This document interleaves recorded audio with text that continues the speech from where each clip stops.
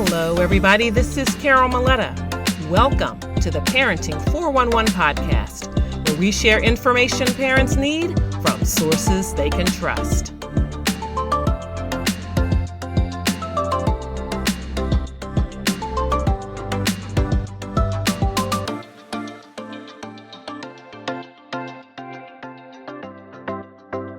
Caring is underrated.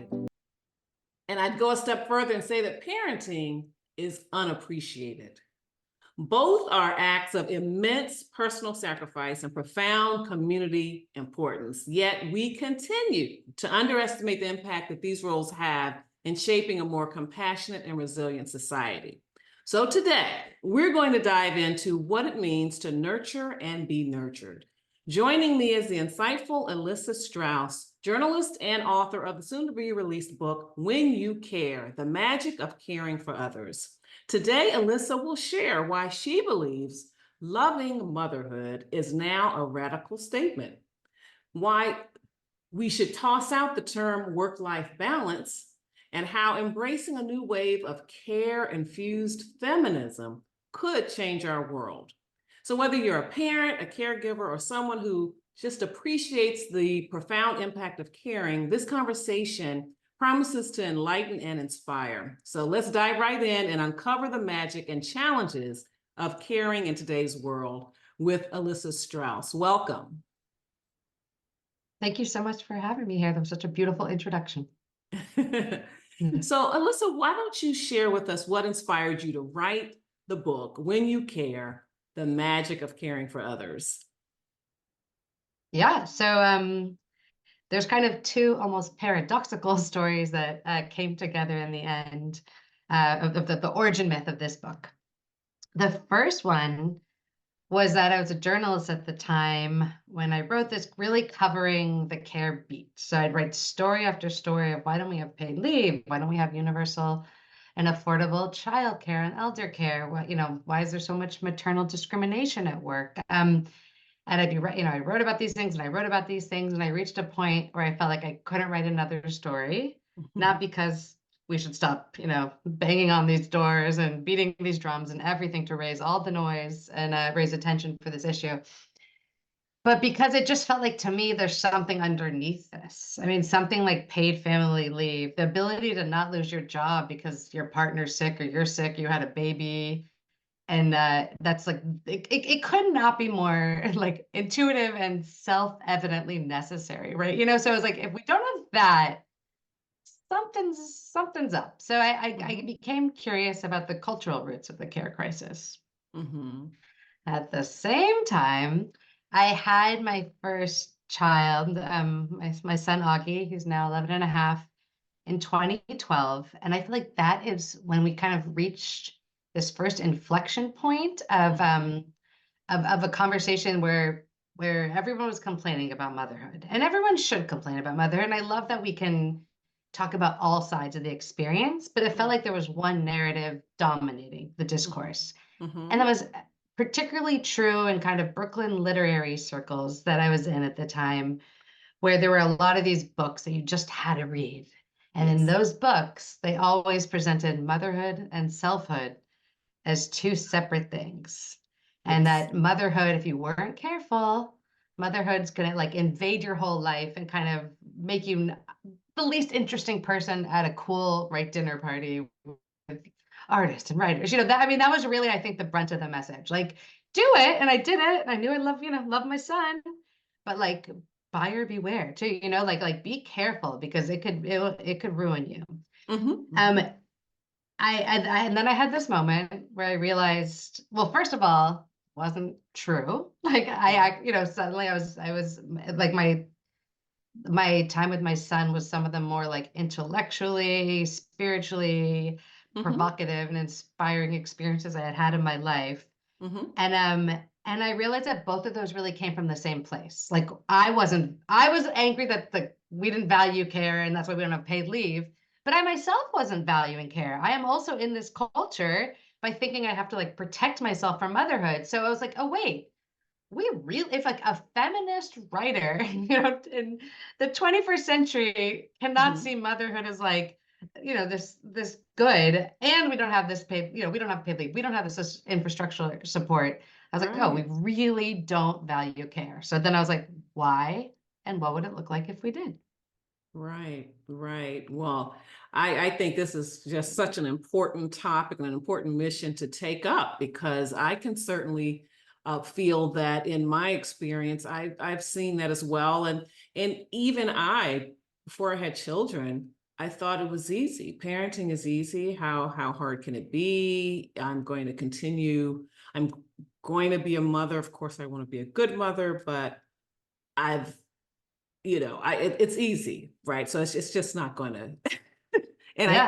I think that that's, by not providing paid leave or providing enough benefits to support working families, I feel like that's what that's what employers are saying. Well, it's just a fact of life. You have babies, and you should still do this other stuff, and you don't need any extra consideration or we don't need to look deeper into what you need and what could help you be a better parent and be fulfilled in your career at the same time. It just doesn't deserve that attention. I think that's what we're saying when we don't provide those benefits. So I know something else that you tackle in your book is just how parenting and caregiving can be so beneficial to the caregiver. And you alluded to it a little bit because you talked about the intellectual and spiritual transformation, that you experienced being a mother to your son. But talk a little bit more about that. We'll be right back after this.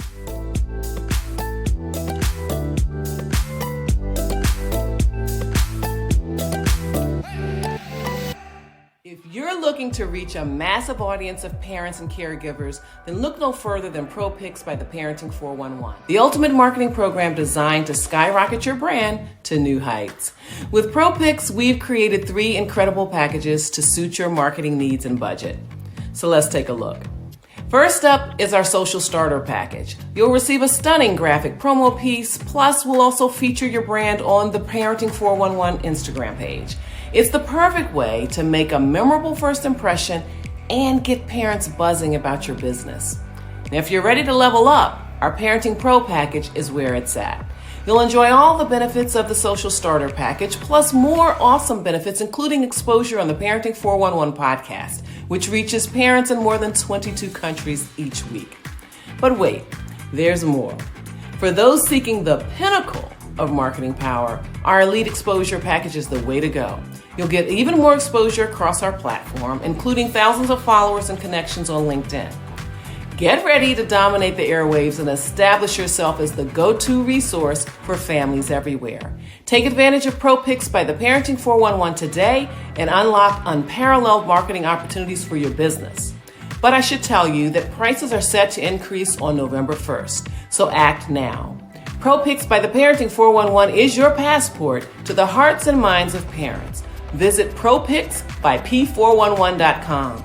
Join us today and watch the magic happen.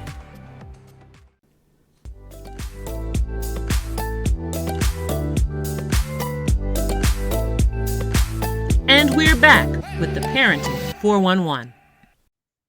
Yeah. I mean, I think one of the big problems is like when we see care small, we don't see that caregivers need support. And we don't see that it's like this big, rich experience. So I'm like, let's make care big, For me, the bigness of care, I think it really first started with my older son, Augie. He's one of those careful kids. Most kids, you kind of have to get them to listen to others. He was like one of those kids, and he's not the only one. I've heard about it. You kind of have to get them to listen to themselves. Like really was cautious, really, really would almost study everything before diving in. Was, in many ways very pragmatic, like a broken cookie was still a cookie, no fuss, but there was something like he was curious about the world before he'd act. He really wanted to understand it. And I had realized through being with him that I had kind of lost my curiosity for the world in a way. I was, as I mentioned, I was writing at the time, and this was a time during journalism when it was the hot take era, where everybody would, in the course of a day, you would rattle off an opinion and it would get published on some website and, and then shared by, that evening spread all over the world. So from my job, I was like an opinion generator. Like, give me something and I'll give you a hard-edged opinion at 800 words, 4 hours later. And that I realized how much I was walking around this world with this sense of like, must form opinion, quick opinion about everything. Yes. And seeing everything in very black and white terms as a result. And then I had to explain the world to Augie, and I was like, oh, that's not going to serve him. And that's not going to serve me either. Yeah, I can agree with you there too. That was a wonderful aspect of having littles, because they're seeing things for the first time and they're questioning things that we've just taken for granted and taken as fact about the world that don't have to be. And that really is a beautiful thing about of spending time with children.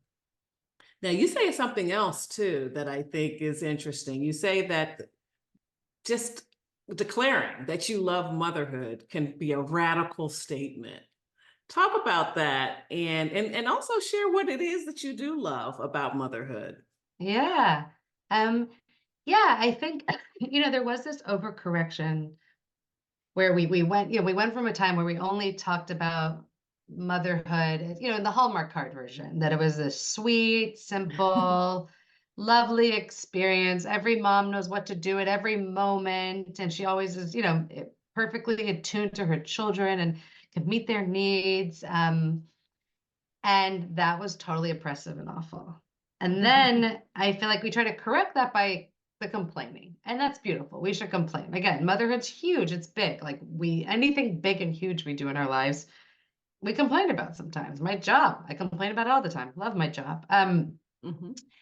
So we kind of went to this point where that became kind of the new way we spoke about motherhood. And I think it reached a point where it became an overcorrection. And to say now, it's like, to say that you love motherhood almost feels like you're going back, like you're denying the hard part. I want to say I love motherhood because of the hard parts, not denying them. It's because it's the richness and challenging. I also love motherhood because my children have this salty, sweet flesh that I get to like hold every night. And it's just this like beautiful experience just to be with this small creature. And right, and they come in with their own whole vision of the world and they bring that into your life in your house. So I love it for its sweetness. And I don't want to say, deny its sweetness, but I also love it for its fullness even more. I like that. That's a beautiful way to talk about it. Because I can also remember when especially when my children were really younger, it seemed like it was a badge of honor to talk about how terrible it is, or not how bad your child is, but like the latest misbehavior or whatever. And sometimes I just felt like some moms just, if it wasn't like that, then they weren't a real mom. Then if it was if it wasn't like that, if they didn't talk about those things, then they just hadn't really earned their status. And it's okay to say sometimes, like you said, I enjoy being with my children, or that thing they did that I had to, that big mess they made that I had to clean up, or something like that, or that experience that they took me on was actually worth doing. So now you talk about caregivers feeling less burdened when their work is seen as valuable and appreciated, which makes a lot of sense. So how can society do a better job of recognizing and celebrating the value of caregivers? Oh gosh, I mean, we need all day for that, right? Because we really don't. I'll say there's research that shows, right, that in communities where care is respected, caregivers are happier. Like, and it makes perfect sense, like you're doing a really hard job that society doesn't really pay much attention to. You're not, I mean, you're gonna not be that happy with the job, but like you're doing something really hard, but everyone's like, you're a hero, you're awesome, high five, you're gonna feel better about the work. Yeah, we need from like the roots up of society to value care in more meaningful ways. We need to do it in our houses of worship. I think we praise caregivers often from a distance. I want to, we need to make caregivers not just someone we kind of nicely pat in the back, but people who we really listen to. They should be like, they're learning lessons about what it means to be a human and relate to others. Like they should be leaders of communities, not vaulted from a distance. We need to, one thing I always joke about, there's like that classic Hollywood trailer, and it's almost always of like a male hero story. There was a George Clooney movie that came out over like Christmas time of a crew team that against all odds made it to the Olympics or something. And it has the music, like we all know it because we've seen these so many times. Like the music kind of starts slow and it's kind of orchestral music and it gets faster and you realize like, oh, this is a hero story. I always dream of like someone making a movie trailer like that, but for a caregiver or a parent, where it's like what, I mean, it's such a small thing, but what if we really saw it as like the full-fledged hero's journey that it is? So I think, right, it's a narrative change. Like, we think about the books we read, in high school English of like, what did we read about? We often read about men leaving the home and going out and finding the meaning of life away from their families. I can't remember one time I read a book in high school English where it was about a woman staying home, caring, and finding the meaning of life that way. I mean, it's just not in our cultural DNA in this like deep, deep way.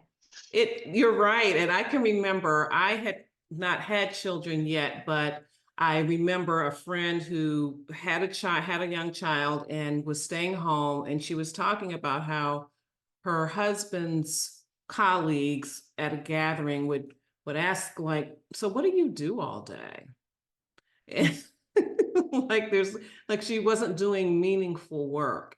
And I mean, the interesting thing is, I mean, she's one of my friends that did a phenomenal job as a mom. Her girls have grown up very well adjusted, did very well, phenomenally well in college, and there's just now have careers, and they're the most grounded young ladies of their generation that I know. I mean, they grew up in social media and all of the electronics, and you would not think that. They seem to be from another generation, really, in terms of their self-awareness and all of that. So it's just really interesting in that case that person asked, what was she doing all day? Because she was doing something extremely valuable. And I'm hoping that is changing. I don't have young children now, so I'm not quite in that circle where someone would ask me that now.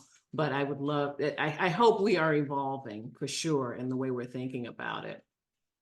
Now, something else that you talk about, and I agree with this, but I would love to hear your take on it, and that is that you want to retire the term work-life balance. Talk about that, and is there a better concept or a way to capture the challenges and solutions for working parents?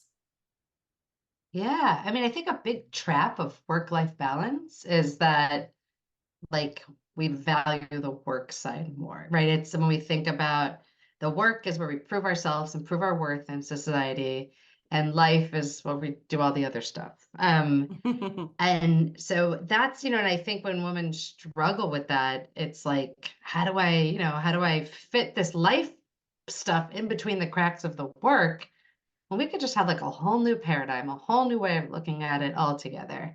Of course, it's really hard to do this as individuals when our offices or workplaces don't give us flexibility or paid leave or any of these things we need. But I think it starts more of as a mindset to just kind of like reject the premise that like ambition is only something that happens at work and not in life, and to see it as one thing that kind of constantly feeds each other, and that it could all be of one piece, one, it's all it's all aspirational, it's all ambition. I think the other myth that's kind of embedded in that phrase is this idea that our work selves and our like care selves are separate. Yes. Um, we and there's so much data about women as leaders and what a caregiver, the kind of skills caregivers bring to the workplace. Mm-hmm. Um, and they're good skills of empathy, being able to relate, patience, being able to listen. So when we think work-life balance, it's like it kind of cuts off our ability to really see that like our life selves, our care selves are totally actually like they're not just kind of bleeding into their work selves. They can often like make us better as our work selves. So it's we're Mm-hmm. not balancing the two. We're all of us are like artfully combining the two in our own lives in a way that really serves us. Yeah, that's why I prefer harmony because it's always going on for that balance. For me, it just feels like, okay, pretty much what you just said. Okay, I'm working now. I'm not a mom right now. I'm working. An engineer or an attorney or whatever I'm doing.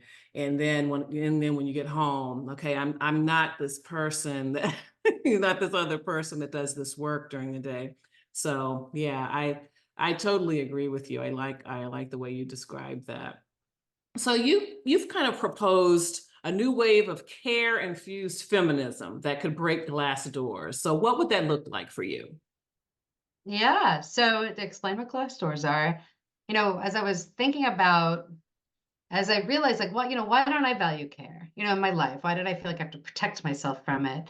And I realized that, like, this idea of women's liberation had been so much oriented around breaking the glass ceiling, like climbing these ladders and smashing them, to get more power and more money. And that's great. We need that. We want it. I love my credit card.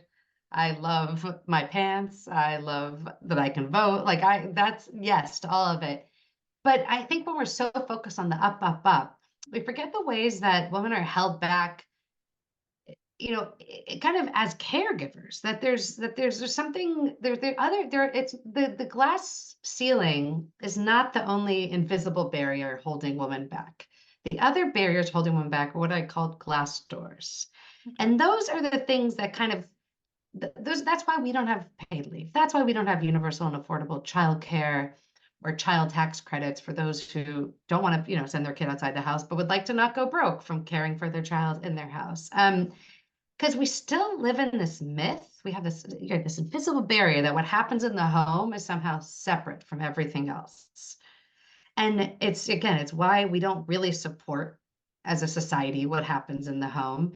And it's also why, to get back to that engineer or architect you were talking before, like I think it would be great if more architects brought their care self into the work. Maybe more buildings would be more hospitable places for humans that move slowly or for, young children that don't have great judgment. Like we don't live in a culture Mm-hmm. that takes all the dependent people into consideration Mm-hmm. in public settings. So it's about breaking those barriers. It's about letting our care selves and letting everyone who either is dependent on another or um, has someone dependent on them, kind of like, let's break free of those barriers. Let's break them down and let's build a society that doesn't lock these people in their homes, but actually not just lets them out, but rolls out the red carpet for them and say, this is your world too. Yes, that's so important.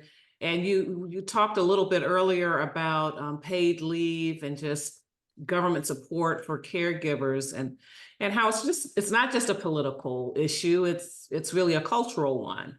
So Yeah. what kind of cultural shifts do you believe are necessary to better support caregivers?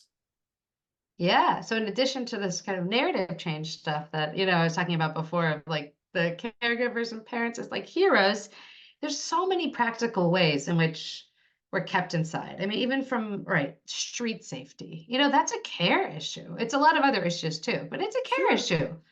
Everyone's like, oh, parents, they don't let their kids out. It's, you know what? A lot of us don't feel comfortable in the cities we live in, like letting our kids out when we see people running red lights all the time. When we see, all sorts of stuff happening that we're not sure our kids are going to be able to ride their bikes around or be free without, maybe getting hit by a car. Are there really nice, like, public spaces? Are there parks, green spaces that are accessible and clean and maintained by the city? Like, that's a care issue. Good point. And so there's just all these small ways. Do you go in a restaurant with your child and like immediately shudder because everyone's going to stare at you and give you a bad look if the child acts like, I'm going to say it, a child, or Right. like, welcome, come in. I've been in other countries. I mean, it's a really child-centric country, and it's amazing. And it's like, Mm-hmm. instead of like the stink eye, it's like, oh my God, it's in Italy. And it was like, oh, like grab, like, not, it was the total opposite. It was like, oh my God, let me like embrace your child, not let me Yes. reject your child. And it's like that's everywhere. And that's, it's really such a culture shift. We live in a culture that's built around independent people. And Right. we don't live in a culture. And, again, I've spoke to caregivers, to, um, the ill and the disabled in my book. One of them cared for his wife with, multiple sclerosis, and the different responses he would get. Like, she could still go out and enjoy, a nice Italian meal, but Mm-hmm. she had certain demands that weren't the like demands that, were a little unusual compared to the other people, in the restaurant. Mm-hmm. And it's like, sometimes you'd go out and people were great about it. And sometimes you'd go out, it's like, kind of like, oh, you're going to bring this wife of yours in a wheelchair, and it's, I mean, Mm-hmm. Mm-hmm. it's like, we don't want to see it. We want to keep it all behind these glass doors. Like, keep it in your home, keep all the dependency in your home. And let's like live in this collective fantasy that we're all independent, we're all strong. We never need to rely on other people, and we don't have anyone that's relying on us. Right. And that's very sad. And it's also it's not forward thinking at all, particularly in the case of children, because these children are going to grow up not having been nurtured, not having been given the skills and the resources to be able to build fulfilling lives. So they'll continue to Absolutely. depend. They won't be the leaders we need, number one, and they'll still be depending on their parents or other people to take care of them because they haven't gotten what they needed from us. So, I mean, it's, Absolutely. when we devalue care and parenting, we're almost devaluing children because we're Absolutely. so I don't know when that's going to turn around. I really don't. I mean, because we could go into so many areas. I mean, school safety and all of that.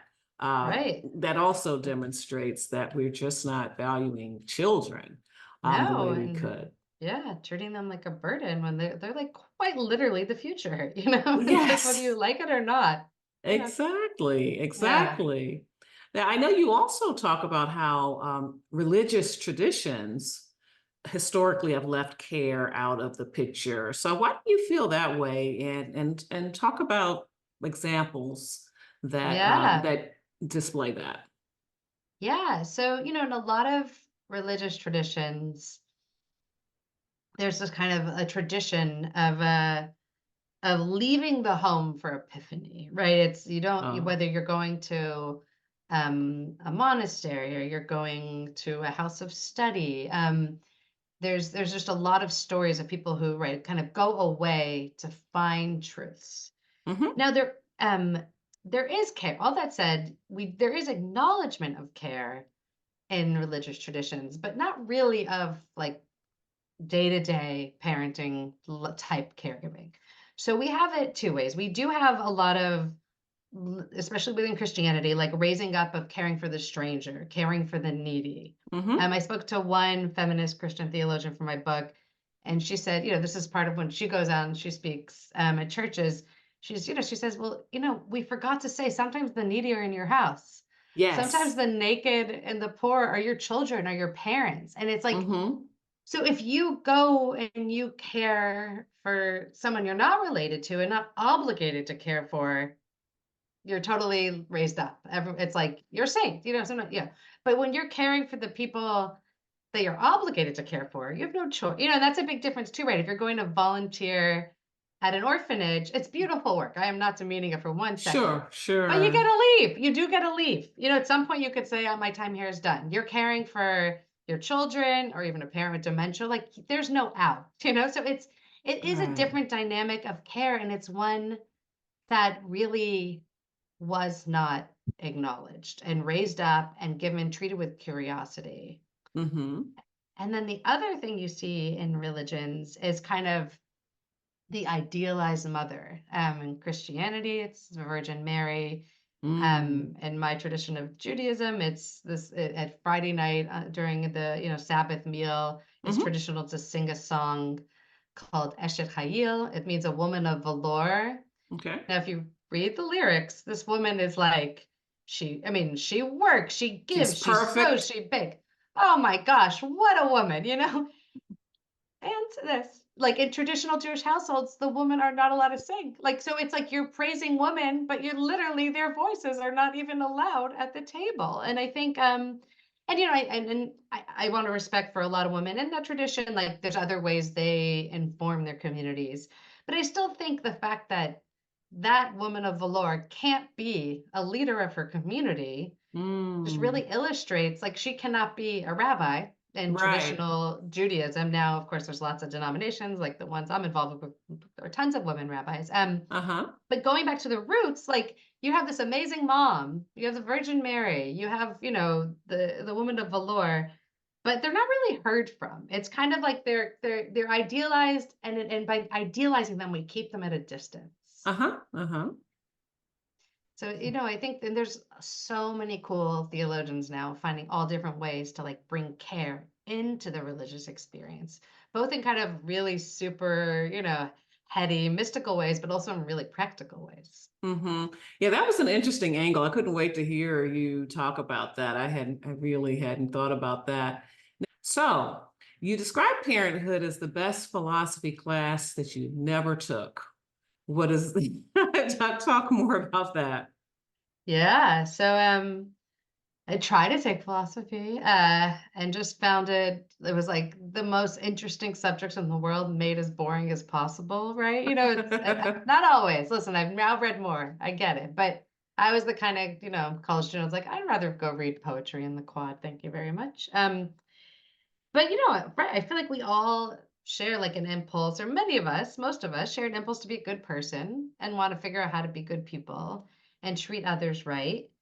And for me, that was really brought to the forefront when I had kids. I spoke earlier about this idea, like when I realized I was really certain about things, and how I wasn't actually really seeing the other.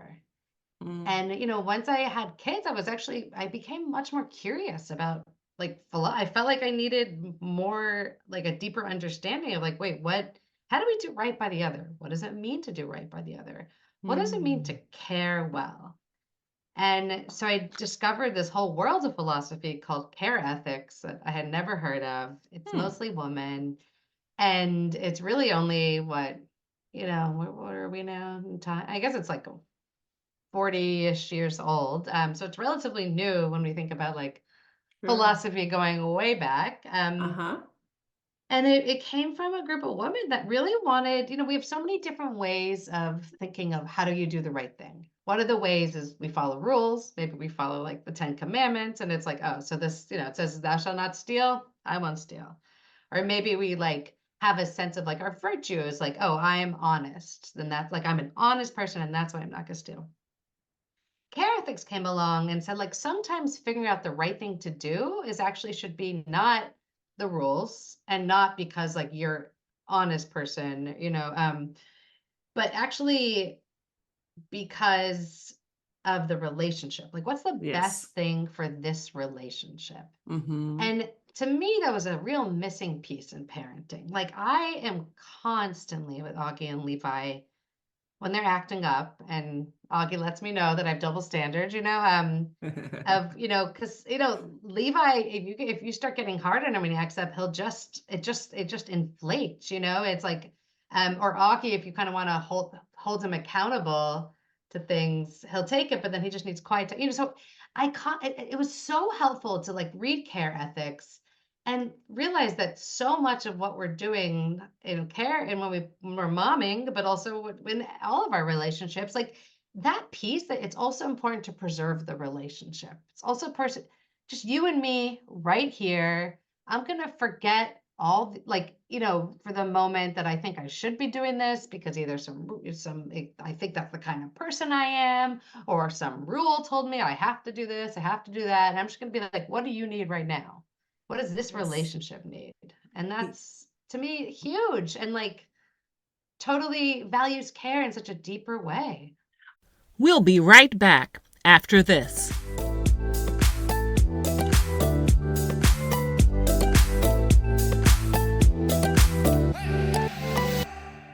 Are you a parent looking to unlock your potential in raising confident, capable, and courageous children? Well, look no further. Join us at the upcoming Parent and Purpose Summit Back to School Edition, where parenting experts from around the world will come together to share their wisdom and insights. I'm Carol Maletta, founder of the Parenting 411. This summit is your opportunity to gain essential skills and tools to become the parent you've always aspired to be. Over 5 incredible days, we'll dive deep into topics like positive discipline, effective communication, mental health, self-care, school readiness, and more. An attendee from our last summit told us, "This summit changed my parenting game. I feel more confident and connected with my children than ever before." So secure your seat at the Parent and Purpose Summit today. Visit parentandpurposesummit2023.com. That's parentandpurposesummit2023.com. And click the registration button to join us on this transformative journey. The Parent and Purpose Summit, where intentional parenting begins.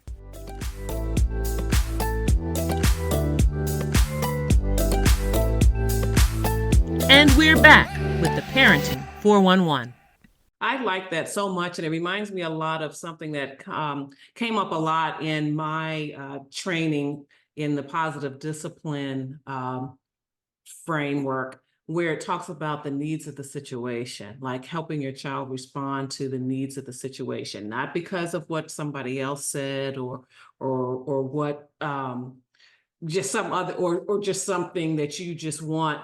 What needs to happen in that situation? And I feel like that's the case with parenting as well, from our perspective, because a lot of times, and I use this example a lot when I'm talking to parents, because they'll be out at, name one of the popular big box stores. I won't name them, but you're out there and your child throws a tantrum. And you just feel like, oh, everyone's watching me, so I have to look like I have this situation under control. And you start, speaking harshly to the child, or, handling your child in ways that aren't authentic to the relationship you have with your child, the covenant you have with your child. Yeah. And that's why I always talk about just what needs to happen right then. Like, do you need to leave the shopping cart and walk out of the store? Just say, it looks like we're not going to be able to do this right now, and leave. And don't worry about these other people, because you're probably never going to see them again. But more importantly, you don't have a relationship with them. It's an ongoing. So how you handle the situation, and I know it can be hard because we're human, we lose our tempers, all of those other things. But in our humanness, we really need to think about that relationship, as you said, because what do you want them to learn about you and how you feel and how you value them from this moment? How you're going to handle this? So I think that's just so important, that part about the relationship. I'm going to have to really look more into that care ethics, but that's what it reminds me of when I hear you speaking about it. Yeah, I think that's it, and then if we all had more care ethics in us, when like that kid's freaking out at a big box store, we're gonna respect, respect that maybe that person that knows that child knows what to do with them. And instead of imposing our rules, like, oh, you never do this or you always do that, just trust the relationship. That's how I feel. And I don't even think it's just, well, I'm probably more enlightened because of the work I do. But and I can't tell you how many times parents have like apologized apologize to me. I'm like, oh, don't worry about me. Yeah, Definitely focus on your child. Don't worry about me at totally. all. Yeah, it's a kid being a kid. Again, break those glass doors, and then Hmm. we don't walk around with shame when our kids act like children. Not that we should let them do whatever they want. Of course, like we want to Sure. raise them to know how to be like good, respectful members of society, but it's a bumpy road to get there, and it Exactly. depends on the personality of the kid that you got, not all Hmm. kids come the same. So, it's like that's what makes me crazy. It's like we still have this idea that we can't really be our care selves in public. Right. Right. And so now, when you think about the journey of you writing this book, what was the most surprising or impactful discovery that you made? Yeah. So I think, I've never been like a math or economy person. Like it's kind of one of those, it's like I know, we make money.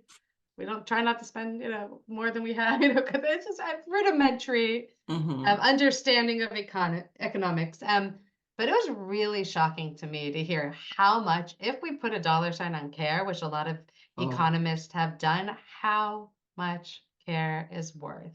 Mm. I mean, it would be worth roughly 15% of our GDP, Mm. which is equivalent to the whole retail sector. Like Wow. if we valued care, I think the ones who determine that if every caregiver, mom and everyone else, that was, given minimum wage essentially for this time they spent caring, that's how much it would be worth. That's the economic powerhouse of care. And it's like, again, I'm not someone who's, thinks a lot about money and, all that stuff. But like when you see these like actual dollar signs, you're like, wait, this is worth a lot. Like, Hmm. and not that we should value ourselves by how much money we make or anything like that. But when you realize like, it just makes it so clear in such stark terms that like society is really dependent on care. We're all, even the Yes. ones that, don't want your 3-year-olds at the sushi restaurant because they're annoying their, time, like too bad, because this is a huge part of how everything works. Hmm. I also took that formula uh, and what these economists did on like a very large scale and very poorly, no doubt, but to kind of back of the envelope calculations to see like, okay, what if I was like paid in some way? There was Hmm. a dollar sign put on the time I spend caring Hmm. for my kids. Was historically more. Now I think it's pretty much even that they're older, but historically I did more care in both of my kids' early years. And it turns out that like there's no pay gap anymore in my households. I always kind of felt bad about the pay gap. I'm like letting down feminism, but I want to care for my kids, but like I don't want to have women be like out earned by men forever. What do we do about this? And I was like, oh, if someone just like paid me minimum wage for all the time I spent caring, like we would be pretty much equal. And it's kind of Uh-huh. like it really is like it feels good to know that, We just need other people to know that and Yes, realize how yeah. valuable care really is.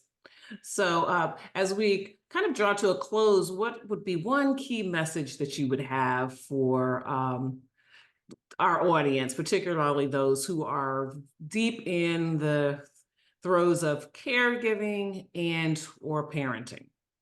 Yeah, that's a great question. I want everyone to see themselves as though they're in a hero's journey. And it's Mhm. hard, but so many things that we value that we think are worthy of attention, whether it's, climbing Mount Everest or, how many war movies have we all sat through or, doing these kind of things we see both as hard and meaningful. I want I want moms to see themselves the same way. I want them to be like, this is difficult, but like someone else I know just went to a Buddhist meditation retreat for 10 days and they didn't speak at all. Like that was difficult. But everyone they come back and it's like, tell me everything. You must be so enlightened. Okay, I think the same thing about you, mom. I think that like if you spent all week trying to potty train a toddler, like wow, is that like dark night of the soul? Like you must have dug deep in yourself to get through that. I want to hear Right. about it. Right, Yeah, right. like show up like you're the most interesting person at that dinner party, mom, I because love that. because you're momming. Yeah. I would have loved Yeah. that advice early on in my journey, this particularly during my stay-at-home mom years. Yes, I love that. How can we follow you and how can folks grab the book? Yeah. So the book is out April 23rd.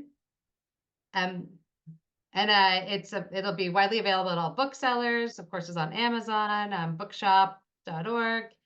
It's called When You Care, The Unexpected Magic of Caring for Others. And I'm also on Instagram and Twitter at Elissa Avery. Awesome.